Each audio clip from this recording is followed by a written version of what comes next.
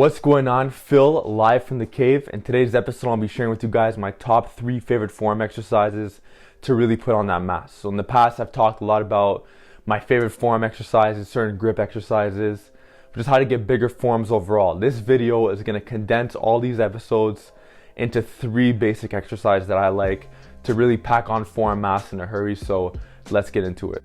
So before I give you my 3 favorite form exercises, I first want to talk about what they all have in common, which is that they're all done with thick handles. Now, I believe that thick handles are the key to form growth, and this is nothing that I just made up. It's not just some kind of theory.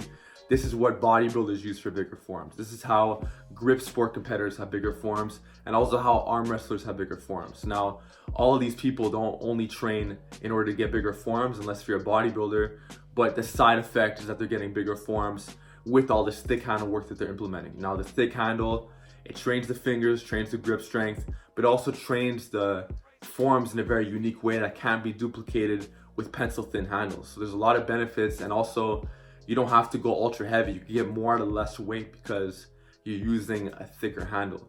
Now, the handles you could use as far as thickness, they could range. You could use the 2-inch, 2.5, even 3 or more. But thick handles in general tend to be very beneficial when it comes to building bigger forms. So there's pros and cons to everything, and the con is that you're most likely not going to find these thick handles lying around at your average commercial gym.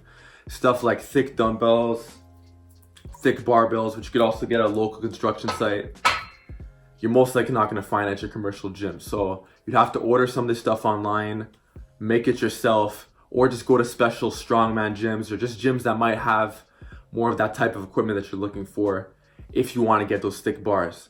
But if you're also training in a commercial gym, a good option is to also invest in some kind of implements such as fat grips, which could wrap around your dumbbells, your pull-up bar, or your barbell in order to make the grip fatter. And as a bonus to fat grips, you might actually get somewhat of a rolling thunder on certain exercises. So this trains the grip in an even more unique way.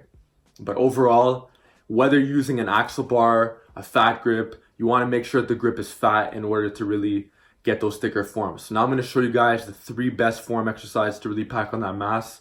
So let's get into it. So first things first, we got my favorite form exercise, which is the reverse curl done with a thick handle. Now, I'm showing you guys from a side view just to show you different angles, but 99% of the time I actually do this against the wall in order to prevent excessive swaying in body English. I like to do my curls in a very strict manner because I don't want all these other muscles taking over.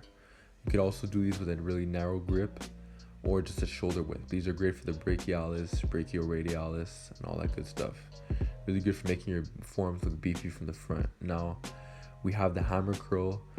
These are actually done with the 2.75-inch fat grip, whereas before it was the 2-inch one. So it's good to change up the diameters of the fat grips or the handles you're using. But these are also really good hammer curls for the brachialis, brachioradialis. Lastly, we have to show the forearm flexors some love because they don't really get hit with these curling variations. So I'm doing the thick bar wrist curl, and it's just a great exercise overall. I like these for really high reps.